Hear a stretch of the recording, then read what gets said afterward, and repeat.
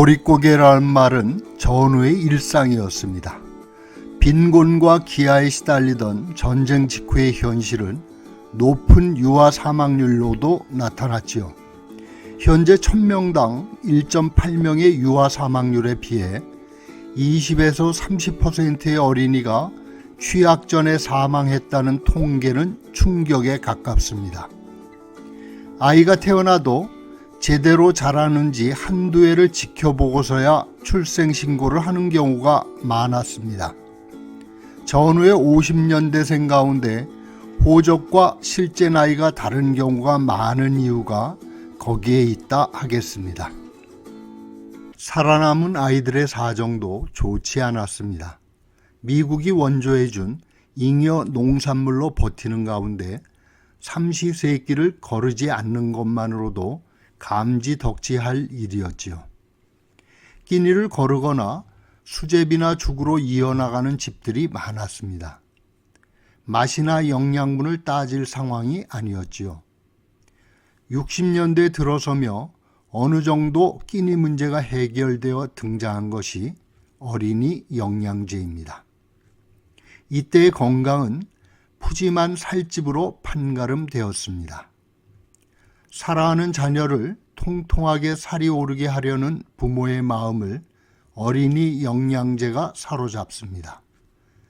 영양가가 적은 밥으로 허기를 채우다 보니 당시의 아이들은 배만 불룩하고 팔과 다리는 앙상한 기형적 체형이 흔했지요.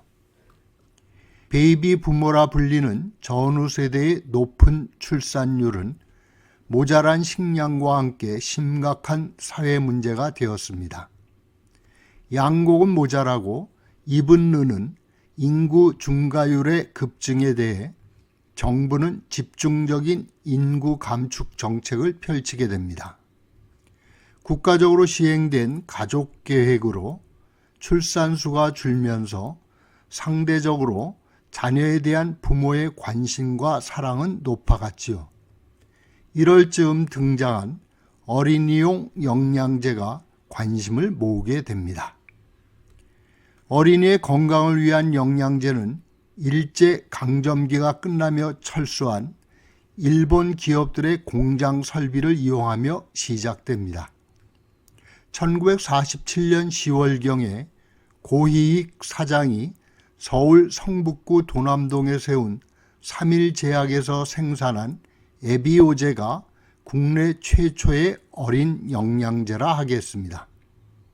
이때의 영양제들은 맥주의 효모를 이용해서 만들어졌습니다. 일본의 아사히 맥주가 에비오스라는 건강식품을 생산했는데 해방 후 이를 본떠 3일제약에서 에비오제를 내어놓게 됩니다. 당시 위생 상태가 좋지 않아 어린이들에게 흔했던 설사와 같은 소화질환에 효험이 있으며 영양과 식욕 증진에도 좋은 영양제라 부각됩니다. 약한 어린이가 장복하면 밥맛이 절로 난다는 당시의 광고문이 건강한 아이를 키우려는 부모들의 마음에 적중하지요. 에비오제의 뒤를 이어 원기소가 등장합니다.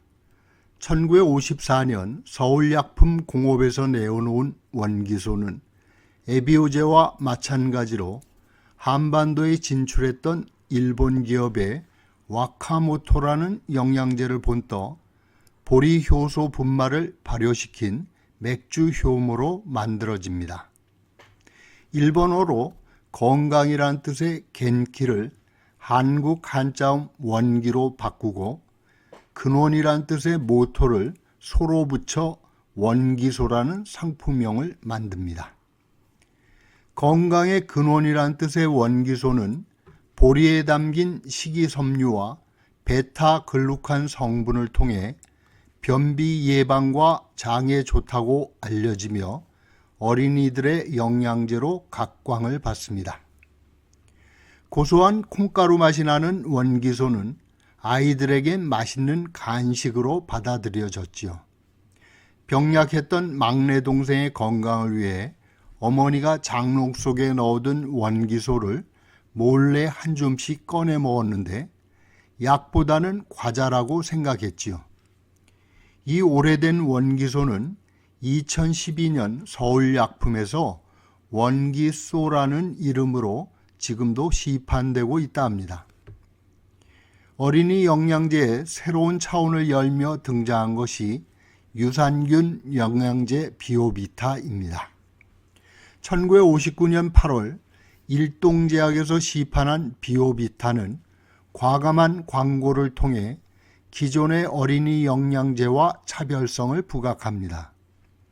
에비오 만든 3일약품의 고이익 창업자와 경성약전 동기동창인 일동제약의 윤용구 회장은 당시 일본에서 인기를 끌던 유산균 제제에 착안하여 국내 최초의 활성 유산균제 비오비타를 내어놓게 됩니다.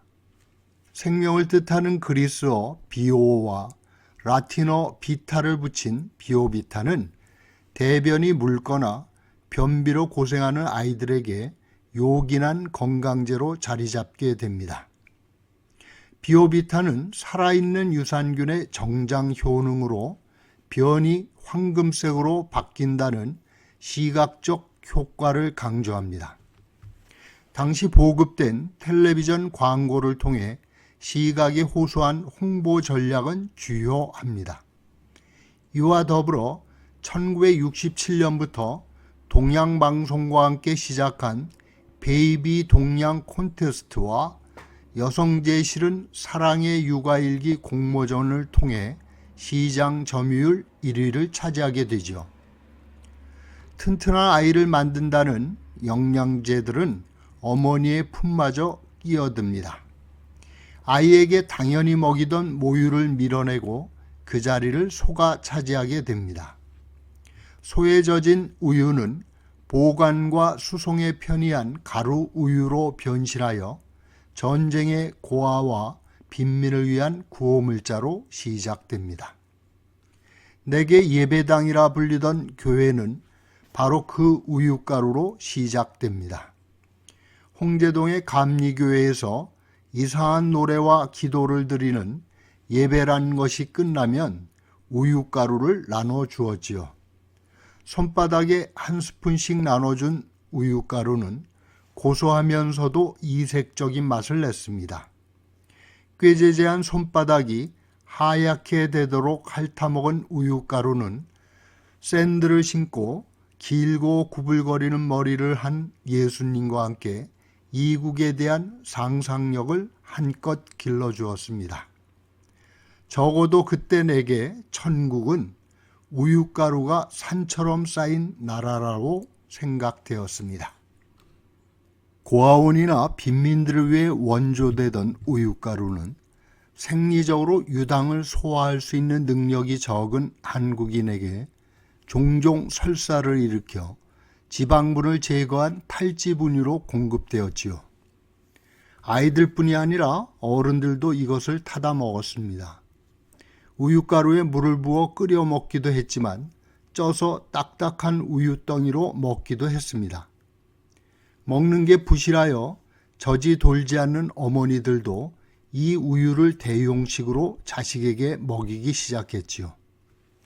동네에는 양이나 염소를 길러 그 젖을 먹는 집들도 있었지요. 모유 대신에 우유를 먹이는 어머니들이 늘면서 국내에서 생산한 분유가 등장합니다. 1964년 홍두영 회장이 창업한 남양유업은 아예 분유부터 시작합니다. 남양유업은 분유의 장점과 소비를 늘리기 위해 대중적인 사업도 펼치지요. 1971년 문화방송과 함께 개최한 우량아 선발대회가 그것입니다. 어린이를 장려하는 행사는 그 이전에도 있었습니다. 1926년에 있었던 어린이 건강 진찰대회, 조선총독부의 조선사회사업협회가 주최한 유아 애호주간 행사, 1953년 정부에서 주관한 우량아 선발대회와 1965년에 서울시와 대한소아과 학회가 개최한 베이비 서울 우량아 선발대회 등이 있었습니다.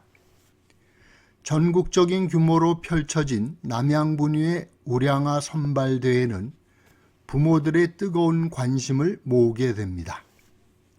턱이 두텁게 접히고 볼이 터질 듯 통통하게 살이 찐 어린이야말로 궁핍하던 시절의 모든 부모들이 바라는 꿈이었습니다.